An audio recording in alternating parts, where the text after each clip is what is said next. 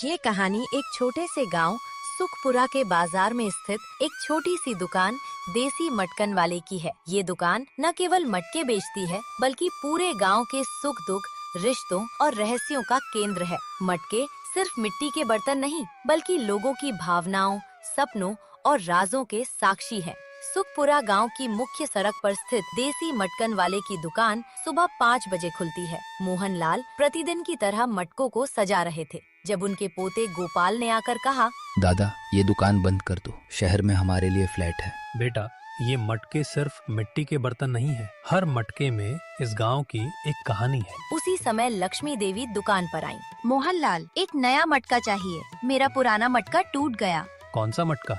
वही जिसमें मेरे ससुराल वाले सोने के सिक्के थे। ये सुनकर दुकान के पीछे छिपा बिरजू कान लगाकर सुनने लगा।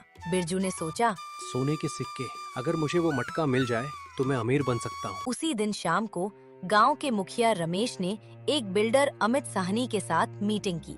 पूरा गांव खरीद लो, मैं सब व्यवस्था कर दूंगा। लेकिन लोग बिक्री के लिए राजी कैसे होंगे? रमेश ने शरारती मुस्कान के साथ कहा, मैं एक योजना बना रहा हूँ। हम गांव में पानी की कमी का अफवाह फैलाएंगे, लोग मजबूर होकर बेच देंगे। ये बातचीत गोपाल ने सुनी, जो पास के पेड़ पर बैठा मोबाइल नेटवर्क ढूंढ रहा था। गोपाल तुरंत दादा के पास पहुंचा। दादा, रमेश चाचा पूरा गांव बेचना चाहते हैं। मोहनलाल ने गहरी सांस ली। समय आ गया है बेटा, अब तुम्हें सच्चाई बतानी होगी। मोहनलाल ने गोपाल को दुकान के पीछे एक गुप्त कमरे में ले गए। कमरे में सैकड़ों पुराने मटके रखे थे। ये कोई साधारण मटके नहीं है, हर मटके में गांव का एक राज दर्ज है। कैसे दादा? हमारे पूर्वज मिट्टी में विशेष खनिज मिलाते थे। ये मिट्टी आवाजों और भावनाओं को रिकॉर्ड कर लेती है। जब कोई मटके के पास बात करता है, वो बात मटके में समा जाती है। गोपाल की आंखें फैल गईं। यानी ये मटके लाइव रिकॉर्डर है? हाँ, और इन्हें सुनने की कला केवल हमारे परिवार को आती है। बिरजू ने लक्ष्मी देवी के घर में घुसकर टूटा हुआ मटका ढूंढना शुरू किया। अंधेरे में टटोलते हुए उसे एक टूटा मटका मिला। उसे लेकर भागा, लेकिन बिरजू को पता नहीं था कि लक्ष्मी देवी जाग रही थी। उन्होंने बिरजू को देख लिया और मोहनलाल को फोन किया।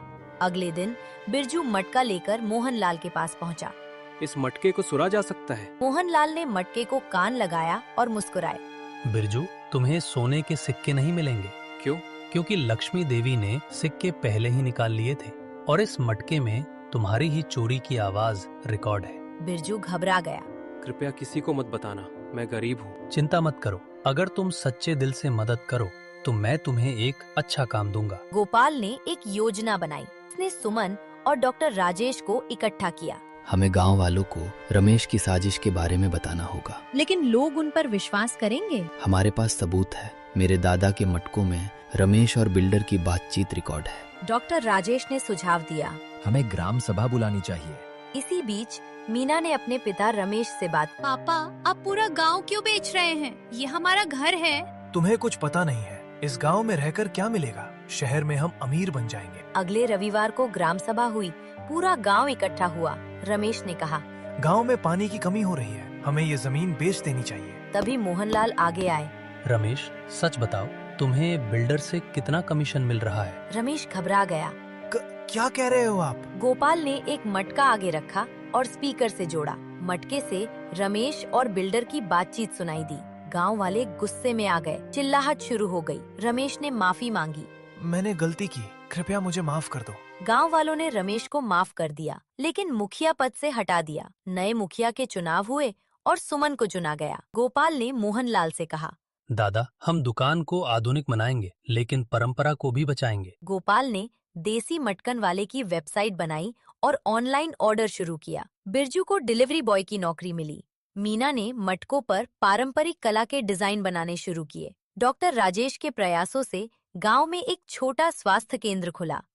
लक्ष्मी देवी ने अपने सोने के सिक्कों से स्कूल बनाने में मदद की। गांव की पानी की समस्या असल थी। गोपाल ने तकनीक का उपयोग करके भूमिगत पानी का पता लगाया। गांव वालों ने मिलकर एक बड़ा कुआं खोदा। मोहनलाल ने विशेष मिट्टी के मटके बनाए जो पानी को ठंडा रखते थे और उसमें खनिज भी मिलाते थे। ये मटके दूर दूर तक मशहूर हुए। दिवाली के अवसर पर गांव में एक बड़ा मेला लगा। देसी मटकन वाले की दुकान पर नए डिजाइन के दिए और मटके आए। रमेश ने सबके सामने फिर से माफी मांगी। मैंने बहुत बड़ी गलती की। आप सबने मुझे माफ कर दिया, इसके लिए धन्यवाद। गलतियां सबसे होती हैं, महत्वपूर्ण है सीख लेना और सुधर जाना। गोपाल ने सुमन के साथ मिलकर गांव में कंप्यूटर शिक्षा केंद्र शुरू किया। बच्चों को आधुनिक शिक्षा मिलने लगी। मोहनलाल ने गोपाल को मटके बनाने की पारंपरिक विधि सिखाई। ये कला हमारी पीढ़ियों से चली आ रही है, इसे तुम्हें आगे बढ़ाना है। गोपाल ने वादा किया। मैं इस कला को कभी नहीं मरने दूंगा। गांव की शांति वापस आ गई थी, लेकिन मोहनलाल के मन में एक चिंता थी। उनकी उम्र बढ़ रही थी और उन्हें अपनी कला के वारिस की चिंता सताती थी। गोपाल तकनीकी कामों में तो मदद कर रहा था, पर मिट्टी को सही तरीके से छूना, उसकी आवाज समझना, ये अभी उसे नहीं आता था। एक सुबह गोपाल दुकान में मटकों पर QR कोड चिपका रहा था ताकि ऑनलाइन खरीदार उनकी कहानी सुन सके। मोहनलाल ने उसे देखा और मुस्कुराए।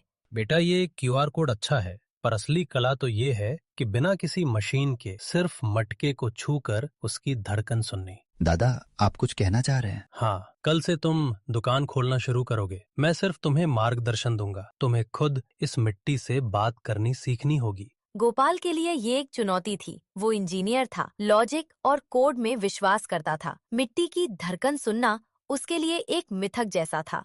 उसी दिन एक नया पात्र दुकान में आया। वो था करण, गांव के एक गरीब मजदूर का बेटा। करण हमेशा दुकान के बाहर खड़ा होकर मोहनलाल को मटके बनाते हुए देखता रहता था। उसकी आंखों में एक जिज्ञासा थी। मोहनलाल दादा, क्या मैं भी मटका बना सकता हूँ? क्यों नहीं बेटा, आ जाओ अंदर। मोहनलाल ने करण को मिट्टी का एक छोटा सा गोला दिया। गोपाल हैरान था। वो खुद सीखने की कोशिश कर रहा था और यहाँ दादा एक बच्चे को मौका दे रहे थे। शायद यही तो फर्क है। मेरा दिमाग बहुत सवाल करता है और ये बच्चा बस करना चाहता है। अगले कुछ दिनों में गोपाल ने दुकान संभालनी शुरू की। पहला ग्राहक थी लक्ष्मी देवी। अरे गोपाल बेटा, तुम? मोहनलाल कहाँ है? वो आराम कर रहे हैं, मैं हूं ना। आपको कैसा मटका चाहिए?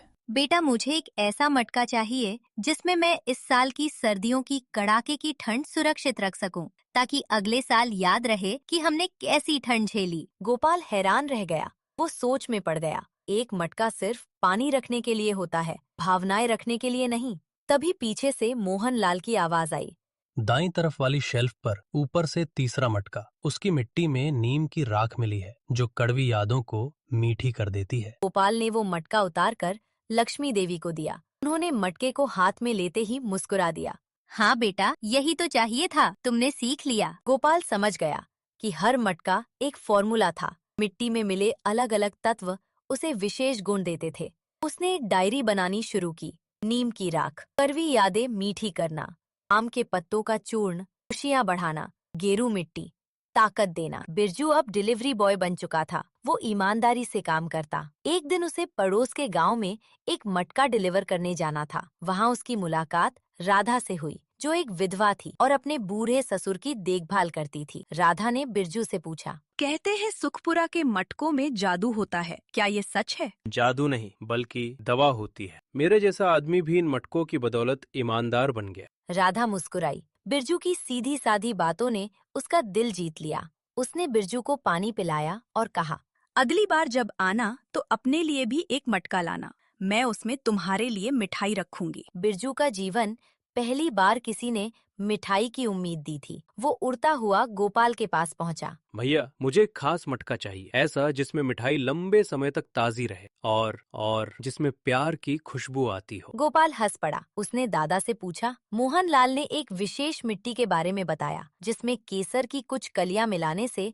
वो मीठी खुशबू देती थी। बिरजू का ये मटका उसके और राधा के रिश्ते की शुरुआत बना। जब देसी मटकन वाले की ऑनलाइन ख्याति फैली, तो एक बड़ी कंपनी मॉडर्न पॉटरी हब का एक एजेंट विक्रम सिंघानिया गांव में आया। वो सीधा रमेश के पास गया, जो अब खुद को अकेला और अपमानित महसूस कर रहा था।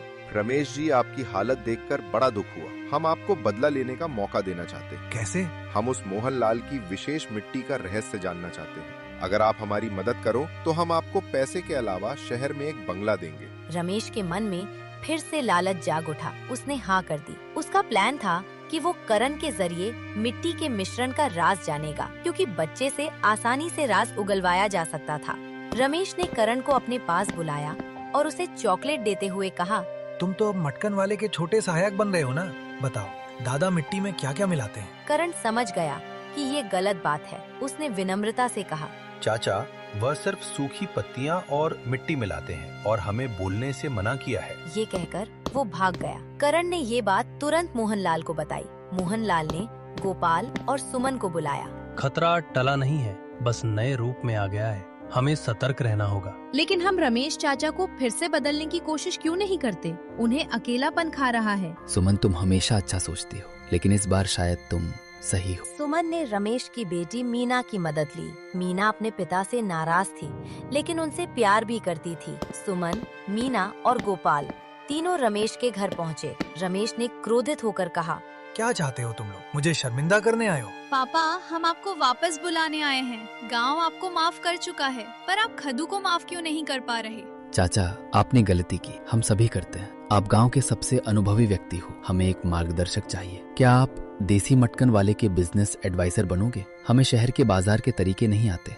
रमेश चुप हो गया। उसकी आंखें नम हो गईं। उसने कभी सोचा नहीं था कि जिन लोगों को उसने धोखा दिया वे उसे इज्जत की नौकरी देंगे। उसने विक्रम सिंघानिया का नंबर निकाला और सबके सामने फोन लगा दिया। सिंघानिया साहब, आपका ऑफर मंजूर नहीं है, और हाँ, अगर आपने हमारे गांव या हमारे मटकन वाले की नकल करने की कोशिश की तो हम कानूनी लड़ाई लड़ेंगे। उसने फोन काट दिया। पूरे कमरे में सन्नाटा छा गया और फिर सबके चेहरे पर राहत और खुशी की मुस्कान आ गई। समय बीतता गया। मोहनलाल अब बहुत उम्र दराज हो चले थे। एक शांत संध्या को उन्होंने गोपाल, सुमन, करण और पूरे परिवार को अपने पास बुलाया। वो दुकान के बाहर उसी पुरानी चारपाई पर बैठे थे। मेरा काम पूरा हो गया है। मैंने वो देख लिया जिसकी कल्पना मैंने कभी नहीं की थी। मेरी दुकान अब सिर्फ मेरी नहीं, पूरे गांव की है। मेरी कला अब सिर्फ मेरे हाथों में नहीं, तुम सबके दिलों में है। दुकान की चाबी तो मैंने तुम्हें पहले ही दे दी थी, आज मैं तुम्हें ये दे रहा हूँ। उन्होंने अपनी पुरानी डायरी निकाली जिसमें 40 साल के अनुभव और मिट्टी के सैकड़ों फॉर्मूले लिखे थे। इसे सिर्फ कागज मत समझना, इसमें हर वो आंसू और हर वो मुस्कान दर्ज है जो इस दुकान में आई है। इसे संभालना। धन्यवाद दोस्तों, वीडियो को यहाँ तक देखने के लिए। अगर आपको वीडियो अच्छी लगी हो तो वीडियो को लाइक एंड चैनल को सब्सक्राइब कीजिए। मिलते हैं अगली वीडियो में।